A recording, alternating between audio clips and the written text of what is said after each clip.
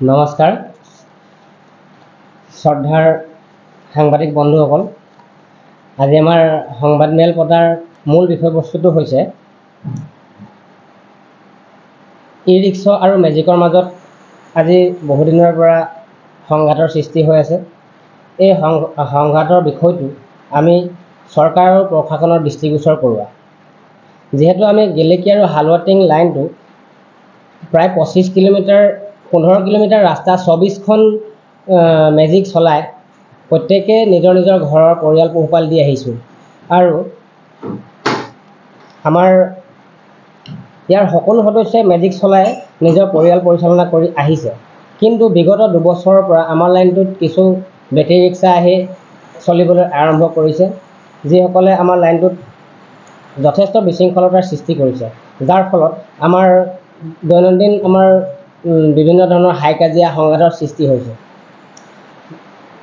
গতিকে ইয়াৰ সমাধানৰ সূত্ৰ বিচাৰি আমি আমাৰ স্থানীয় থানাৰ ভাৰপ্ৰাপ্ত আৰক্ষী বিষয়াক অৱগত কৰাওঁ। তেওঁ আমাক জিলা পৰিবহণ বিষয়াৰ ওচৰলৈ যাবলৈ আমাক নিৰ্দেশ দিছিল। তেওঁৰ কথামতে আমি জিলা পৰিবহণ বিষয়াৰ ওচৰলৈ গৈ আমি পৰ্যায়ক্ৰমে কেইবাখনো স্মাৰক পত্ৰ প্ৰদান কৰা হৈছিল, কিন্তু আমি জিলা পৰিবহণ বিষয়াৰ ফালৰ পৰা কোনো ধৰণৰ ৰেছপন্স নাপালোঁ, যাৰ পাছত আমি জিলা উপায়ুক্ত মহোদয়ৰ ওচৰলৈ যাবলৈ বাধ্য হ'লোঁ। তেখেতৰ ওচৰলৈ যোৱাৰ পাছত তেখেতৰ প্ৰত্যক্ষ হস্তক্ষেপত তেওঁলোকে মাননীয় ৰাজহ চক্ৰ বিষয়া অধীনত আৰু জিলা পৰিবহণ বিষয়াৰ তত্বাৱধানত হালুৱাটিং থানাত ই ৰিক্সা আৰু মেজিক দুয়োপক্ষৰ উপস্থিতিত এখন আলোচনা বহাইছিল, য'ত আমি ই ৰিক্সাৰ কাৰণে ৰোড মেপ নিৰ্ধাৰণ কৰি দিবলৈ আমি কৈছিলোঁ আৰু তেওঁলোকে আমাক আশ্বাস দিছিল যে এই বিষয়টো আমি আলোচনা কৰি 10-15 দিনৰ ভিতৰত আমি আপোনালোকক জনাম। কিন্তু অতি পৰিতাপৰ বিষয় যে আজি 6 মাহ দিন অতিবাহিত হ'ল, কিন্তু তেখেতলোকৰ পৰা কোনো ধৰণৰ ফলাফল নাপালোঁ আৰু যথেষ্টখিনি আমি এই বিষয়টো লৈ পেলাই তেওঁলোকৰ লগত সদায় হাই কাজিয়া কৰি পেলাই আমিও আমনি পাইছোঁ। গতিকেলৈ আমি এটা কথাই ক'ব বিচাৰোঁ যে বেটেৰী ৰিক্সা আমাৰ লাইনত চলক, তাত কোনো ধৰণৰ আপত্তি নাই, কিন্তু যিটো তেওঁলোকৰ নিজৰ নীতি নিয়ম আছে সেই নীতি নিয়ম মানি চলক, তাৰ নিৰ্দিষ্ট এটা সীমা বান্ধি দিয়ক, য'ত নেকি তেওঁলোকো চলি থাকিব আমিও চলি থাকোঁ। যিহেতু আমাৰ লাইনটোত বেটেৰী ৰিক্সা চলাবলৈ কাৰণে আজি 15 কিলোমিটাৰ ৰাস্তাটোত আমি 24খন মেজিক চলাই আহিছোঁ, তাৰ মাজত যদি আৰু 20-25খন ই ৰিক্সা সোমাই পেলাই আমাক আমনি কৰে, আমাৰ এই ক্ষেত্ৰত যথেষ্ট অসুবিধাৰ সন্মুখীন হৈছোঁ। আৰু আমি আমাৰ গাড়ীৰ ডকুমেণ্টছ যেনে আমি ৰোড টেক্সৰ পৰা আদি কৰি বিভিন্ন ধৰণৰ যিবিলাক আমি বাকায়া দিবলগীয়া হয় বছৰেকীয়া, সেইবিলাক দিয়াত আমি যথেষ্ট অসুবিধাৰ সন্মুখীন হৈছোঁ। গতিকেলৈ আমি আগৰ পৰাই কৈয়ে আহিছোঁ আৰু কৈয়ে আছোঁ যে এই বিষয়টো চৰকাৰে অতি সোনকালে ইয়াৰ কিবা এটা বৃহৎ ব্যৱস্থা লওক, নহ'লে আমাৰ যথেষ্ট অসুবিধা হৈ পৰিছে। গতিকে দিনক দিনে বেটেৰী ৰিক্সা বৃদ্ধি হোৱাত আমাৰ মেজিকখিনি চলিবলৈ আৰু EMI পৰিশোধ কৰিবলৈ যথেষ্ট অসুবিধা হৈ গৈছে।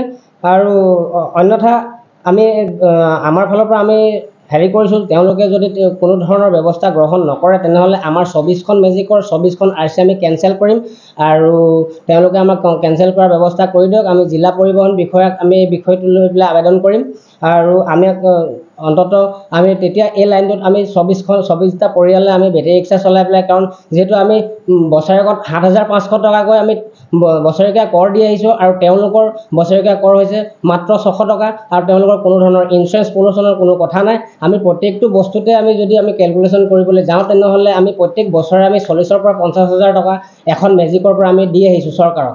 গতিকেলৈ চৰকাৰে কোনটো ভাল হয় সেইটোৰ ওপৰত এটা নিৰ্দিষ্ট ব্যৱস্থা লওক আৰু আমাক ইয়াৰ বিষয় লৈ পেলাই কিবা এটা সুবিচাৰ কৰি দিব বুলি আমি আশা কৰিলোঁ। এয়াই আমাৰ আজি ক'বলগীয়া। প্ৰথম কথা, আমি ই ৰিক্সা বিৰোধী নহয়, কিন্তু ই ৰিক্সা চলক আমিও চলিব লাগিব। পৰিবহণ বিষয়া আৰু চক্ৰ বিষয়া দুয়োৰে তত্বাৱধানত হালুৱাটিং থানাত মিটিংখন হ'ল, য'ত তেওঁলোকে ক'লে যে আমি এই বস্তুটো সমাধান কৰিম, কিন্তু তেওঁলোকে একো খবৰ নিদিলে। আজি প্ৰায় 6 মাহ উকলি গ'ল আৰু আমি প্ৰায় 10 দিনমান সময় চাম, তাৰ পাছত আমি আপোনাৰ বিধায়ক, বিভাগীয় মন্ত্ৰী তেওঁলোকৰ কাষ চাপিম। গতিকে ই ৰিক্সা চলক, আমাৰ আপত্তি নাই, কিন্তু এটা সীমা পাইন দিয়ক, তেওঁলোকে ইয়ালৈকে চলক। যেনেকৈ আমাৰ এটা ৰোড পাৰ্মিট দিছে, আমি ইয়াৰ পৰা তালৈকে চলাব পাৰোঁ, তেনেকৈ তেওঁলোককো এটা সীমা পাইন দিয়ক।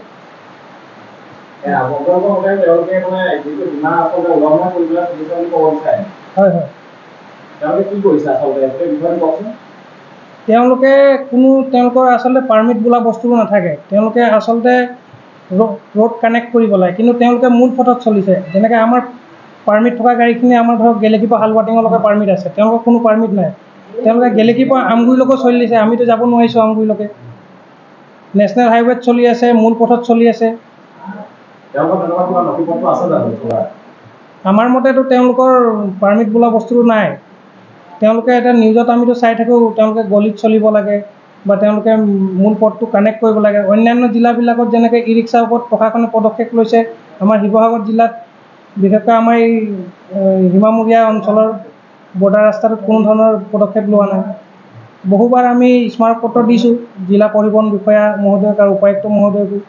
যদি তেওঁলোকে বিষয়টি নিষ্পত্তি 10 দিনৰ ভিতৰত নকৰে, তেন্তে আমি সাংসদ, বিধায়ক আৰু বিভাগীয় মন্ত্ৰীৰ কাষ চাপিম।